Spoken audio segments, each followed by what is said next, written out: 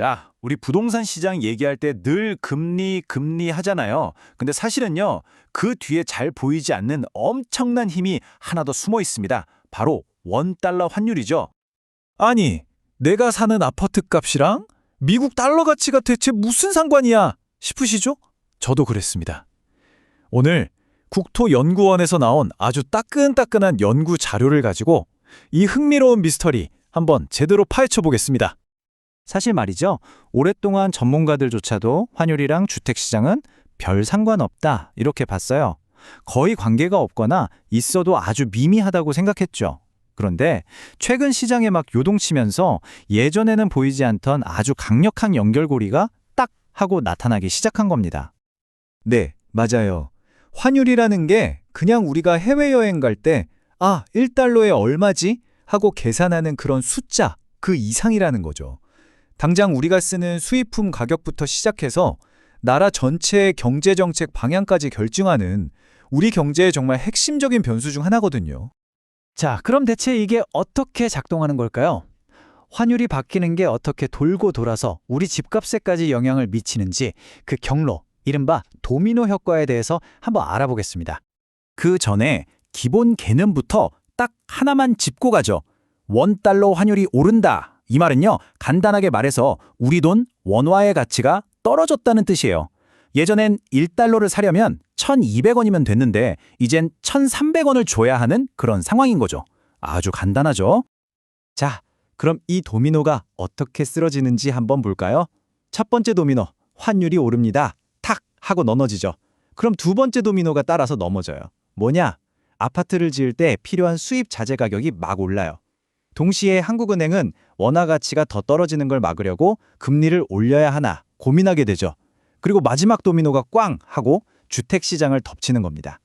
금리가 오르니까 대출이자 부담이 커져서 집 사려는 사람이 줄고 건설비가 비싸지니까 새 아파트 공급은 늦어지고요. 이 모든 게 줄줄이 일어나는 거예요. 이론은 알겠는데 그럼 실제 데이터는 어떨까요? 연구진이 수십 년치 데이터를 쫙 분석해봤더니 정말 흥미로운 걸 발견했어요. 바로 주택시장의 티핑 포인트, 그러니까 어떤 임계점이 존재한다는 겁니다. 환율이 특정 수준을 딱 넘어서는 순간 시장 분위기가 완전히 극적으로 바뀌더라는 거죠. 자, 이 표가 바로 그 핵심입니다. 보세요. 환율이 1,100원에서 1,200원 사이일 때, 이때가 시장이 가장 안정적이고 거래도 활발한 일종의 스위트 스폿이에요. 그런데 1,200원을 넘어가면서부터 슬슬 경고등이 켜지기 시작하고요. 특히 1,300원을 넘는 위험 구간으로 들어가면 그때부턴 시장에 얼어붙는 게 그냥 데이터로 똑똑히 보입니다. 그럼 그 충격이 구체적으로 얼마나 될까요? 연구를 보니까 환율이 딱 1%만 올라도 시장이 어떻게 반응하는지 숫자로 정확하게 나와요. 가장 먼저 그리고 가장 빠르게 반응하는 건 바로 거래량입니다. 시장의 활기죠. 환율이 1% 오르면 불과 5개월 만에 주택 거래량이 무려 3.15%나 줄어드는 걸로 나타났어요. 갑자기 시장의 찬물이 확 끼얹어지는 거죠.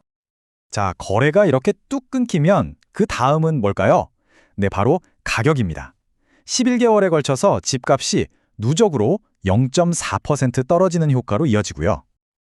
이게 끝이 아닙니다. 매매 시장만 그런 게 아니라 전세 시장도 마찬가지예요. 전세 가격도 0.56% 하락하는 것으로 나타났습니다. 그러니까 환율의 작은 변화가 우리 주거 시장 전체를 흔드는 거죠.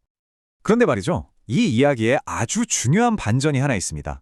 뭐냐면 지금 우리가 얘기하는 이 강력한 연결고리가 사실 비교적 최근에 생긴 현상이라는 거예요. 자, 이 표를 한번 보세요. 2010년 이전과 이후가 완전히 다릅니다. 2010년 이전에는요, 통계적으로 둘 사이에 아무런 의미 있는 관계가 없었어요.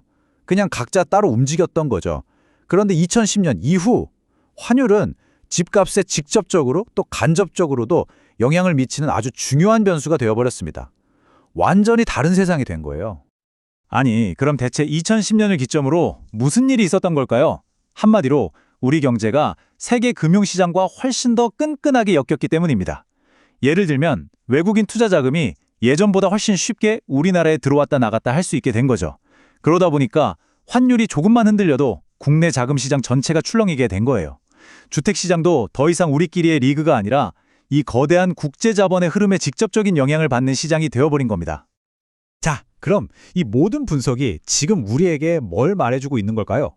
이게 그냥 연구 보고서에만 있는 얘기가 아니에요. 주택을 사려는 분, 가진 분, 그리고 정책을 만드는 분 모두에게 아주 중요한 얘기입니다. 핵심만 딱 정리해 볼게요.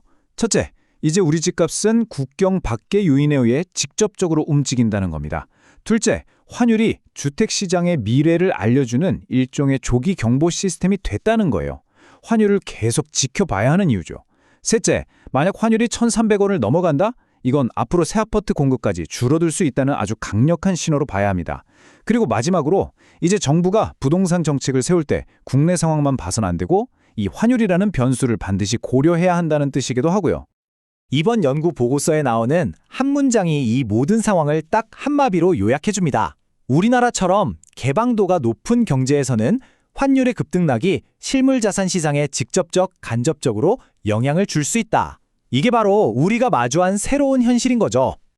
그래서 마지막으로 이런 질문을 한번 던져보고 싶습니다. 어쩌면 이제 우리 부동산 시장의 가장 큰 리스크는 국내 요인이 아니라 우리가 통제할 수 없는 저 국경 너머에 있는 건 아닐까요? 전 세계가 하나의 시장으로 묶인 지금 우리는 이 질문에 대해 앞으로 계속해서 고민해 봐야 할 겁니다.